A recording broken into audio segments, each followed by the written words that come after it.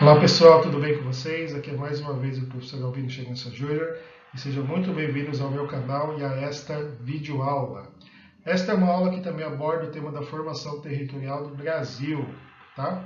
Aqui no caso vamos falar sobre o século XIX.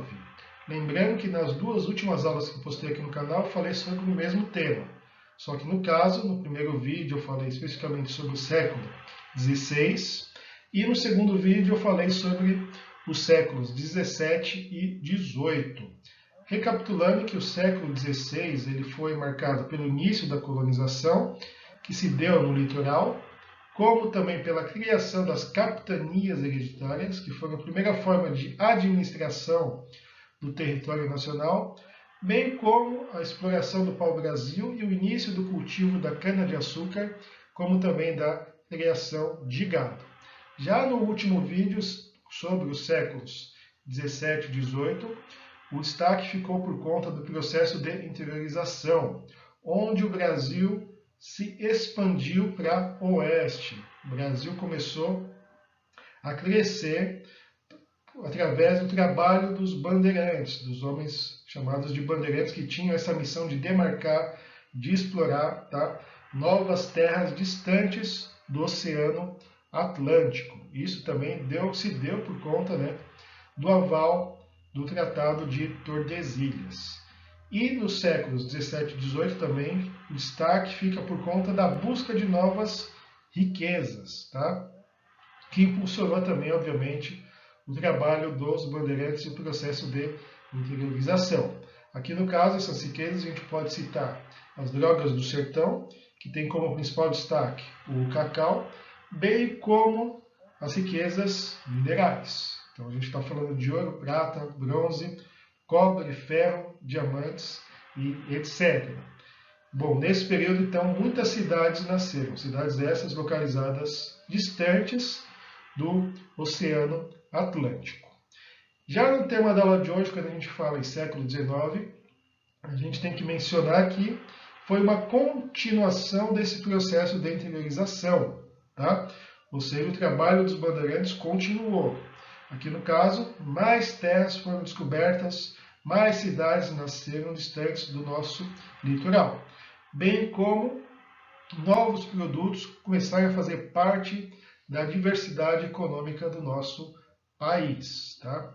Aqui na imagem eu coloquei uma foto, né, famosa do Teatro Amazonas, que está na cidade de Manaus, tá? Então, região norte do Brasil. Tá? Esse teatro, de certa forma, simboliza esse desenvolvimento, esse crescimento que se deu, no caso, na região norte. Tá? Só que algo que vocês precisam saber também que foi neste século onde houve a consolidação, né, do contingente, do crescimento populacional, como também econômico da região sudeste. Tá? Algo que a gente consegue constatar até os dias atuais. Sudeste é a região mais rica economicamente e a região mais populosa do nosso país. E quando a gente fala em Sudeste, a gente tem que mencionar os três estados, principalmente, com todo respeito ao Espírito Santo, mas, de certa forma, os protagonistas foram os estados de Minas Gerais, do Rio de Janeiro e, principalmente, o estado de São Paulo. Tá? Estou falando com destaque em relação a São Paulo, porque São Paulo é o estado mais rico e também o estado mais populoso do nosso país. E essa consolidação do Sudeste se deu por conta de um produto específico que faz com que o Brasil seja essa potência econômica, um produto muito valioso para a época e que ainda é muito importante hoje em dia. Aqui no caso estou falando do café, certo? Muito bem. Então aqui, século XIX, né? E esse século, destacando para vocês, ele teve como destaques, né, o cacau no sul da Bahia. Tá? Lembrando que o cacau foi um objeto de desejo nos séculos passados, tá? Mas as novidades mesmo ficaram por conta de dois produtos. Aquilo que eu mostrei para vocês, Teatro Amazonas, Manaus, norte do país. Esse teatro simboliza, de certa forma, o ciclo do látex. Tá? Látex que é extraído de árvores e, consequentemente, o látex pode ser utilizado para fabricação de borracha. Tá? Então, a região norte, nesse período, ficou muito marcada por este ciclo, que fez com que se desenvolvesse algumas cidades, no caso, Manaus. E esse Teatro do Amazonas, como eu falei para vocês, simboliza essa riqueza que veio a partir do látex e o seu ciclo. Ok? Já quando a gente fala no Sudeste, a gente tem que mencionar, obviamente, o café. Ok? Ou seja, tanto o látex e o café fez com que muitas pessoas se deslocassem das suas cidades de origem em direção às regiões onde esses produtos estavam em alta. Tá? Então, muita gente se mudou para a região norte por conta do látex e muita gente se mudou para o sudeste por conta do café. Tá? Principalmente nordestinos, que buscavam melhores condições de vida. Ok? E quando a gente fala no ciclo do café, especialmente, né, algo que vocês têm que saber é que o ciclo do café também impulsionou a construção de ferrovias e estradas. Tá? Por isso até eu coloquei aqui a famosa Estação da Luz em São Paulo, que simboliza, né, muito bem o desenvolvimento do ciclo do café. Tá? Estação da Luz que está na capital paulista. Beleza? Muito bem.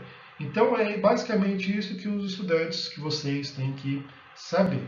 Que este século continuou com o processo de industrialização que se iniciou nos séculos passados, tá?